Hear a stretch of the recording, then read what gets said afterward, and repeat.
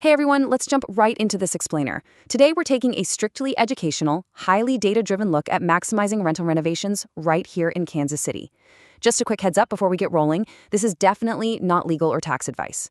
And look, we all know there's some pretty big differences between Missouri and Kansas state laws, but we're going to bypass all of that today. Why? Because we are focusing purely on one thing, and that is your return on investment. Okay, let's dive right into our agenda. First up, we'll hit the renovation ROI reality. Then we'll move on to the highest return rental upgrades. After that, we'll cover the upgrades that actually just waste your money. Then we'll break down a solid decision framework. And finally, we'll wrap up by talking about partnering with Alpine.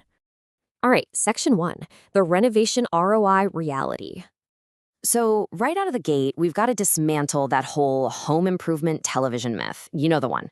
For investment properties, renovations are absolutely not about making a house beautiful just for the sake of it. Honestly, it's a strict mathematical test. Kansas City is what we call a cash flow market.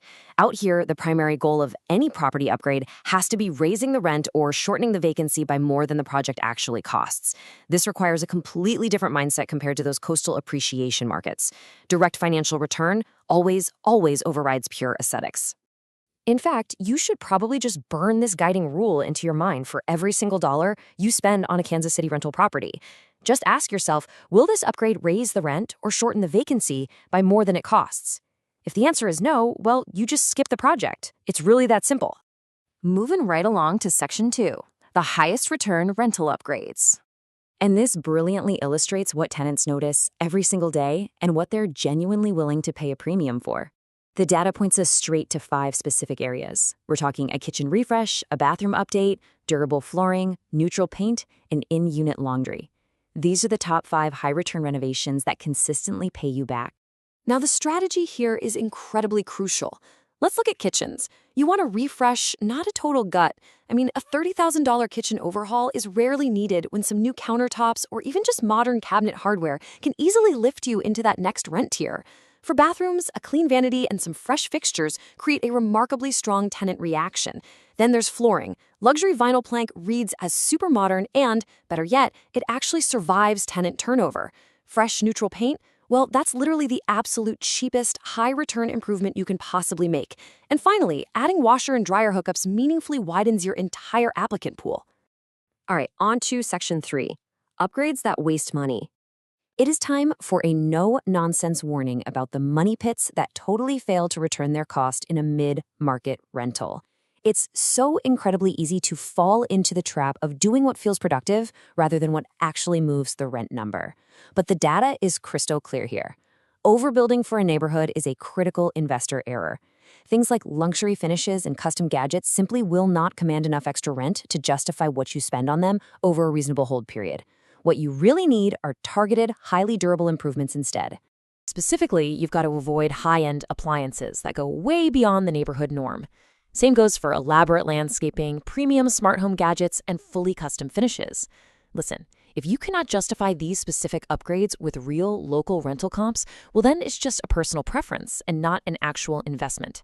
Remember, you are treating this property like a cash-flowing asset, not your own personal home. Which brings us to section 4. The decision framework.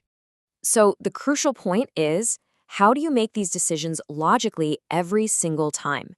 You need a repeatable, objective process. It all boils down to 3 easy steps. Step 1, start with the comps.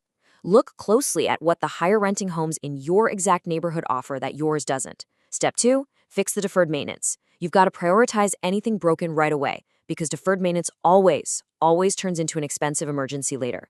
And finally, step 3. Make targeted cosmetic upgrades. Once the property is totally solid mechanically, you just execute the specific upgrades that close the gap with your comps, but without overspending.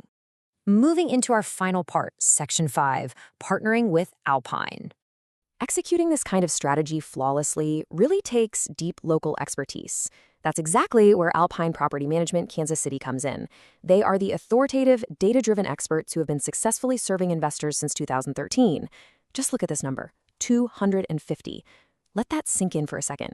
Alpine coordinates rent-ready renovations and turns across more than 250 Kansas City homes. They base their project decisions entirely on the return on your spend rather than just pure cosmetics. And check this out. 96. That is their portfolio occupancy rate. A 96% occupancy rate is absolute definitive proof that their targeted, data-driven return on spend strategy actually works in this specific market. And 14. This is their impressive 14-day average vacancy. Remember that golden rule we talked about earlier? We want upgrades that either raise the rent or shorten the vacancy. A quick 14-day turnaround gets paying tenants in fast to truly maximize your cash flow. So, if you want to replicate these kinds of results, here is your next step. For help managing your Kansas City rental property, call Alpine at 816-343-4520 or visit alpinekansascity.com. I'm going to leave you with this final provocative thought to consider for your own portfolio. Are your rental upgrades treating your property like an investment or just a personal preference? It's definitely time to let the data drive your next project. Thanks so much for tuning in to this explainer.